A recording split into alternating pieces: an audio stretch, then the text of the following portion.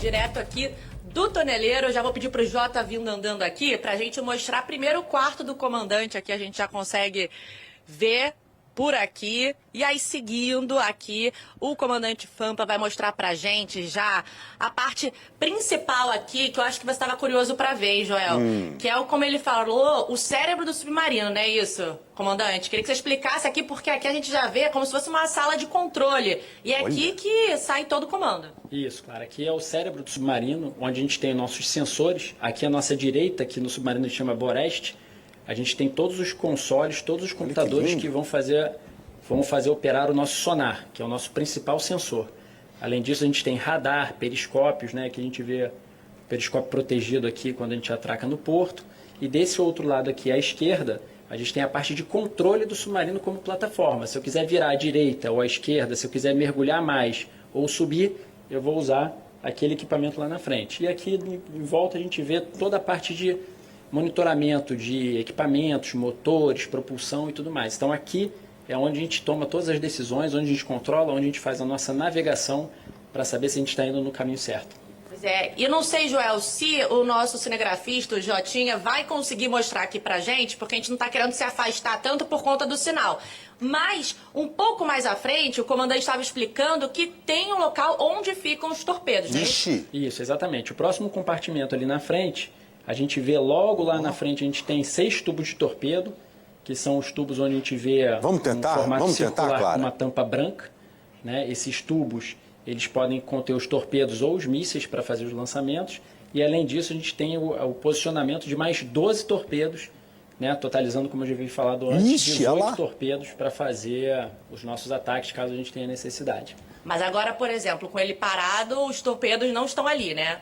Quando a gente para aqui, a gente retira os torpedos, até para fazer manutenção e evitar riscos a bordo. E depois, quando a gente sai para uma patrulha, a gente vai embarcar os torpedos e deixá-los prontos para serem usados, caso seja necessário. Aonde que é essas rodas? Lá fora a gente mostrou círculos? Ele dentro da caixa, né? Tem ideia de qual o tamanho, o peso dele, até onde o Jota está mostrando ali a cápsula também que o Joel está perguntando. Aonde que é que põe ele? O torpedo, ele tem cerca de 6 metros de comprimento, 1,5 toneladas de peso, 1.500 quilos, né? E ele tem uma escotilha específica para a gente colocá-lo a bordo e depois a gente transporta com um elevador bem forte aqui dentro do submarino para onde a gente quiser. Né? E ele tem uma capacidade muito boa de sensores acústicos. É como hoje o torpedo tecnológico, ele é como se fosse um drone, que a gente lança do submarino e a gente recebe as informações dele para fazer o emprego da arma de forma correta. Ele está mostrando para a gente, mas o João está perguntando onde exatamente ele fica. É ali onde está uma espécie de cilindro? Isso, lá na frente da imagem, né, os espectadores podem ver, tanto à direita quanto à esquerda, a gente tem uma tampa branca que parece um cilindro bem grande. O torpedo ele fica lá dentro. Essa tampa, esse cilindro, ele tem cerca de 7 metros de comprimento. Aqui a gente só vê um pedacinho dele, porque é a parte de dentro, mas ele se estende até o exterior do submarino para permitir que o submarino saia do submarino que o torpedo saia do submarino que está seco para o mar, onde ele vai estar molhado em contato com a água. Então ele é tipo como se fosse um compartimento que permite a gente alagar esse compartimento, encher ele da água e o torpedo aí sim deixar o submarino. E mantendo a segurança dos tripulantes aqui a bordo. João, imagina o peso do torpedo também. Você tá louco. Clara, a imagem que todo mundo tem de submarino é aquela de alguém segurando duas manoplas e colocando os olhos dentro de uma estrutura ali para ver o que tem do lado de fora. Inclusive, em algum momento, até apareceu uma imagem dessa. É aquela imagem de desenho, sabe? Aquela imagem de desenho animado em que o militar lá dentro do submarino ele vai olhando o que tem do lado de fora. Isso existe, claro que de uma forma mais avançada, tecnologicamente falando. Ainda existe isso aqui, ó, é isso aqui. Não sei qual é o nome, o comandante certamente pode dizer para a gente qual é. Mas pelo que eu estou vendo, por essa imagem, até hoje funciona assim, né? É uma estrutura muito mais avançada, mas que tem o mesmo conceito, talvez, lá do passado. Você segura nas manetes ali e vai girando para ter uma visualização. Enquanto isso, o nosso excepcional, o Jota, o cinegrafista lá do Rio de Janeiro, que está junto com a Clara dentro do submarino, já avançou e está bem perto das escotilhas. as escotilhas que são abertas para acoplar ou colocar os tais torpedos. Olha aí, são vários. Aqui já está no número 6, o outro ali é o número 5. Clara, mata essa curiosidade da gente se até hoje funciona assim, com aquela imagem de desenho animado. Pois é, o comandante vai explicar se funciona igual antigamente ou se já teve alguma evolução, comandante. A gente teve evoluções com relação a isso. Hoje a gente tem muito material eletrônico, né, e componentes eletrônicos que permitem a gente fazer esse, a gente chama de carregamento, né, pegar o torpedo, tirar ele da prateleira, vamos dizer assim, e colocar dentro do tubo. Tudo isso a gente consegue fazer com equipamentos de peso e de transporte de peso. A gente não precisa mais ficar naquelas manivelas, passar graxa no torpedo, igual a gente vê em filmes da Segunda Guerra Mundial. Mas ainda assim, necessita de muita intervenção humana, porque a gente tem que fazer todas as ligações do torpedo com o submarino, para que a gente tenha certeza que todas as informações que a gente tem no submarino vão ser transmitidas para o torpedo, para ele, a partir daí, procurar o alvo de interesse.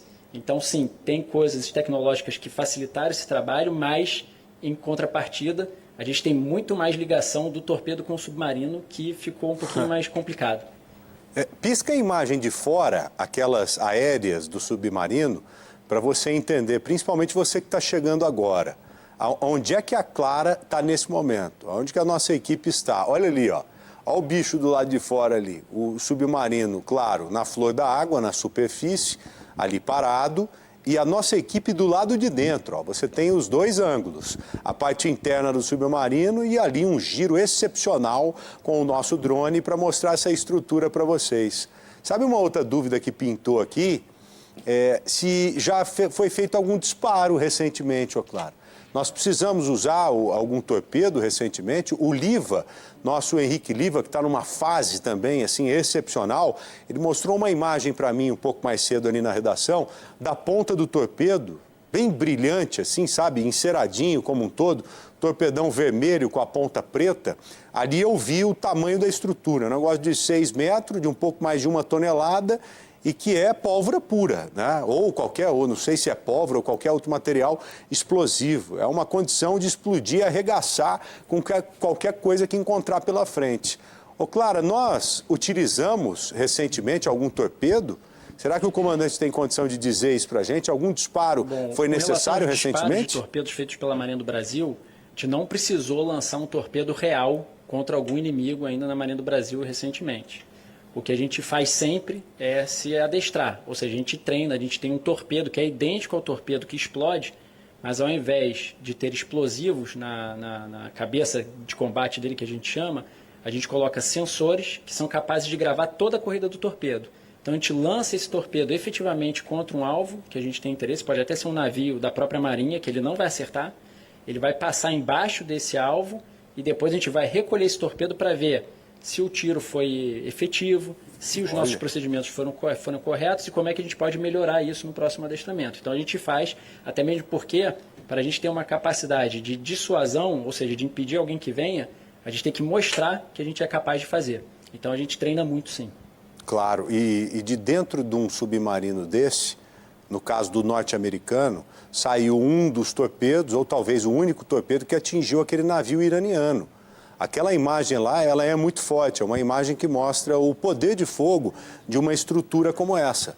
O navio estava lá, provavelmente não identificou o submarino. É até interessante saber disso, porque hoje as embarcações de guerra, elas têm sonares avançadíssimos, que conseguem identificar à distância o submarino.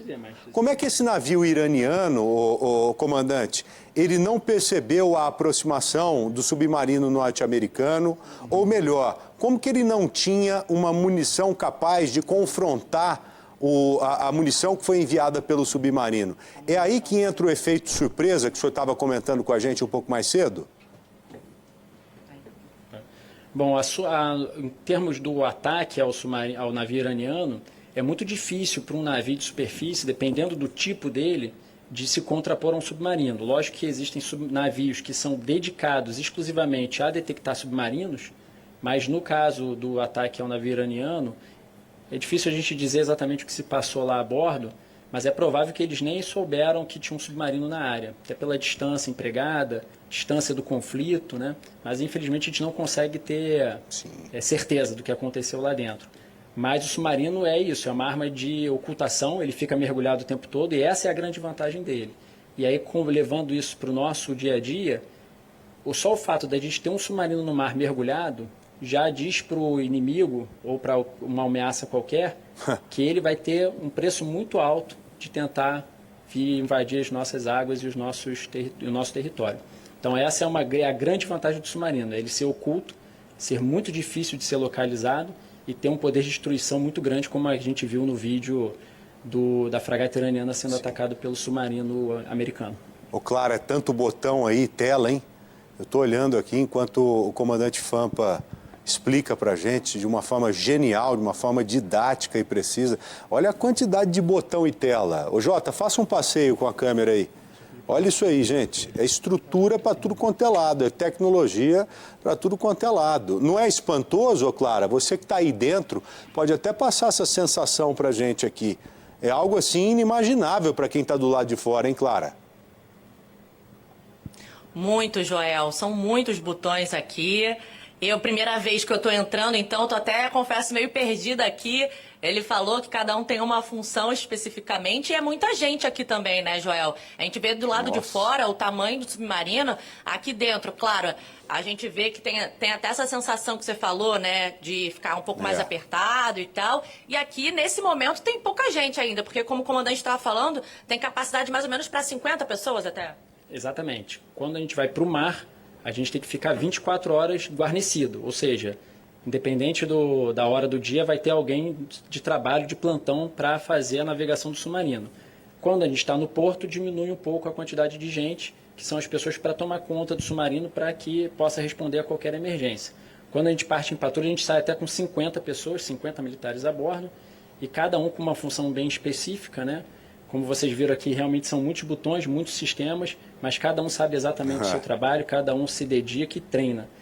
Muito interessante também que aqui em terra a gente tem exatamente esses compartimentos em simuladores para que a gente possa, o tempo todo, treinar os novos tripulantes e retreinar aqueles que já são submarinistas. Assim a gente economiza muito em termos de emprego do submarino no mar e pode fazer, vamos dizer assim, a gente pode errar no simulador e depois, porque aqui a bordo a gente não pode errar mais. Então os simuladores são uma ajuda muito grande aqui na escola de submarinos. A gente não pode revelar tanta coisa, né? Mas a gente está vendo muitos botões aqui, como o Joel falou. Qual é a diferença, por exemplo, dessa parte aqui para aquela ali que tem, então, uma área mais isolada? Aquela primeira área lá da frente que a gente está vendo lá é o controle do submarino. Então a gente tem a parte o timão do submarino, né? Que a gente pode guinar o submarino, virar ele para a direita e para a esquerda. Então a gente tem o timão dele ali. Aqui, mais à esquerda, né, vindo aqui, a gente tem o controle de tudo que são as bombas de resfriamento. Bombas, no caso, são os sistemas que vão resfriar a propulsão do submarino, manter o equilíbrio dele. Se a gente quiser vir à superfície, é onde a gente vai esvaziar os nossos tanques de elástico ar comprimido para o submarino ficar mais leve e voltar à superfície, tudo isso aqui. E por fim, nessa outra tela aqui mais à esquerda, é onde a gente vai controlar a propulsão. Se a gente quer ir para frente, para trás, mais rápido, mais devagar, e a gente controla tudo isso remotamente. Isso é uma outra tecnologia também dessas classes de submarino, que a gente não precisa mais ficar lá no compartimento de máquinas ou lá na frente, a gente consegue supervisionar tudo daqui desse compartimento. Tá.